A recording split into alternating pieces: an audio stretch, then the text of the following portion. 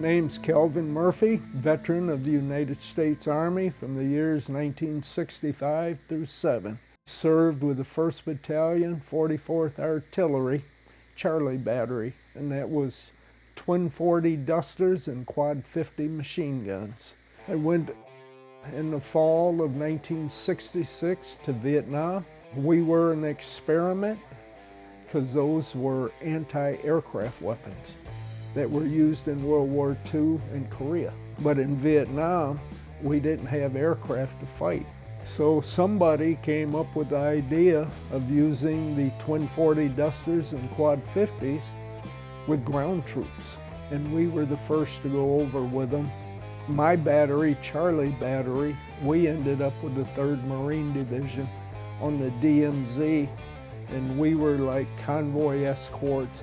They were building all the fire bases that the Marines became well known for. And the one, we were 6 or 7 miles east of the fire base called Khe Sanh, and that's where the very long siege was. And within my unit, we had one man. He was an older fella. His name was Arthur Wright. He was from Lansing, Michigan. His wife said in the late 50s, he did a hitch in the Army. He got out, honorably discharged, came back to Lansing, started a family. And she said in 1965, he come home one evening, my company's going out of business. I don't have a job. And I gotta take care of you and the babies, so I'm going back in the Army. I met Art in the desert where we trained in New Mexico under Fort Bliss. And he was an older fella. He was like a big brother to us. You know, he'd been in before. And we did our training. We headed over, and he was in A Battery. I was in Charlie Battery, and he was over by Dong Hall. And as time went on, you kind of lose contact with guys. But going back to Arthur, they were down the road at Dong Hall. He was checking the wire by the reports and walking from one duster to the next. They were on perimeter duty, and he was checking the wire, and he just vanished. And they said they found no breaches in the wire or nothing. They just don't know what happened. Some speculated, and they couldn't find it. They might have had a tunnel on the inside of the wire. In some of those, the hatch light, you couldn't tell it. You'd have to be highly trained. They don't know if they snatched him and went that way or what. And that was February 20th, 1967, and we don't know Art's fate today.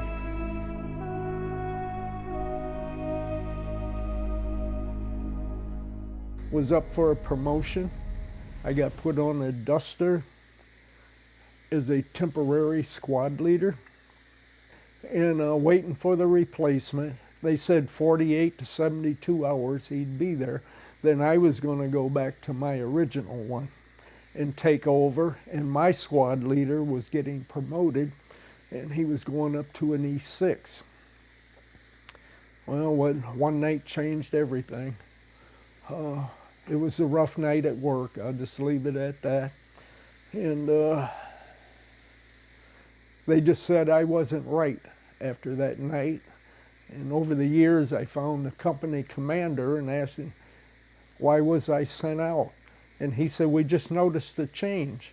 I'm not bragging, but he said, you were one of our real standouts in the unit, and we had plans for you. And he said, boy, it's changed fast. They sent me to Yokohama, Japan, 106 General Hospital, and I got word the track I was going back to, the original, the guys got ambushed and they were all killed. And I've lived with that for a lot of years. Came home, and I just turned 20 years old when I got discharged. I wasn't old enough to do anything when I come home, and life was rough. It was not a good time to be a veteran, and the way we were treated, I still feel that to this day. Life was rough. I crawled in a bottle, and I got in some serious trouble. I dealt with the effects of PTSD. The drinking turned into alcoholism. And through the VA, they encouraged me to quit and see if my liver would regenerate itself. And thank God it did. After my divorce, it changed my life. I attempted to take my life. I was in the hospital for several months in Battle Creek, Michigan. And instead of giving up, I learned it lit a fire in me.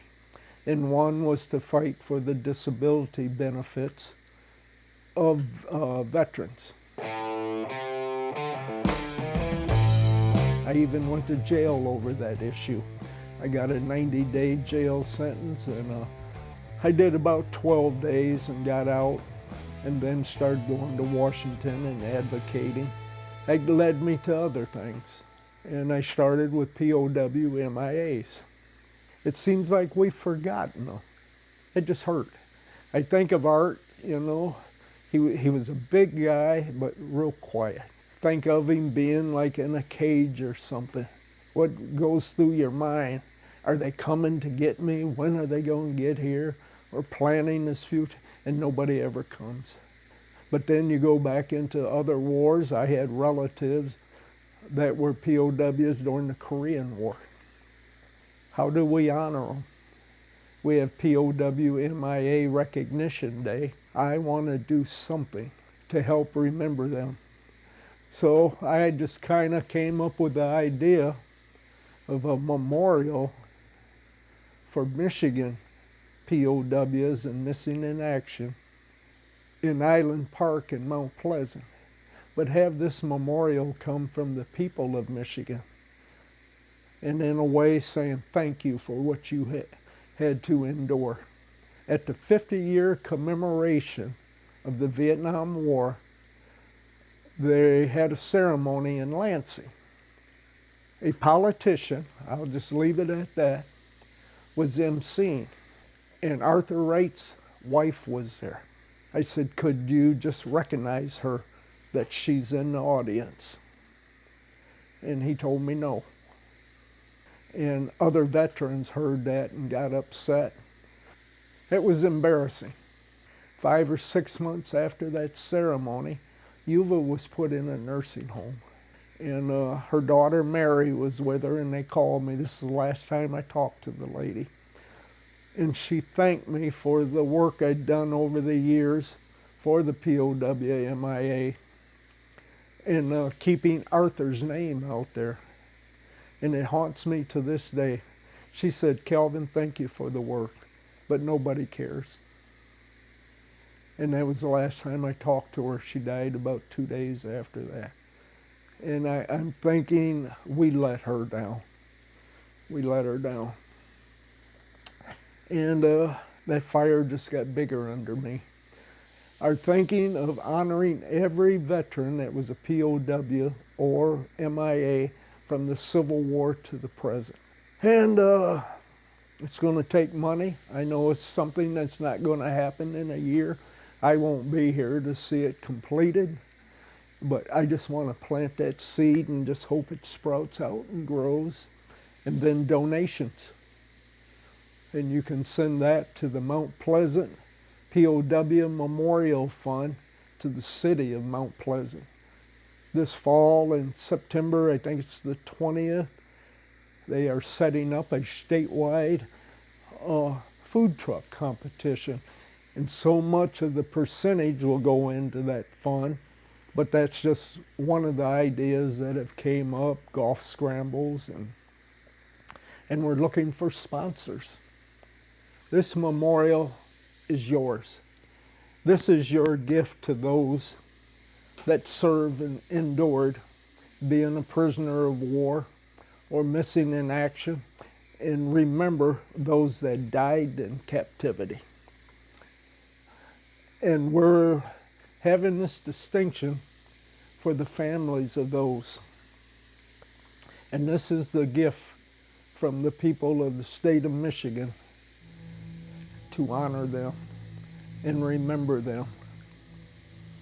And let's hope it never happens again. And that's a big prayer to say. You know, we live in bad times, but we cannot forget their service. And it's a bad thing to say. In the future, there's probably going to be more POWs and missing in action. And you'll always have somewhere to come to remember them.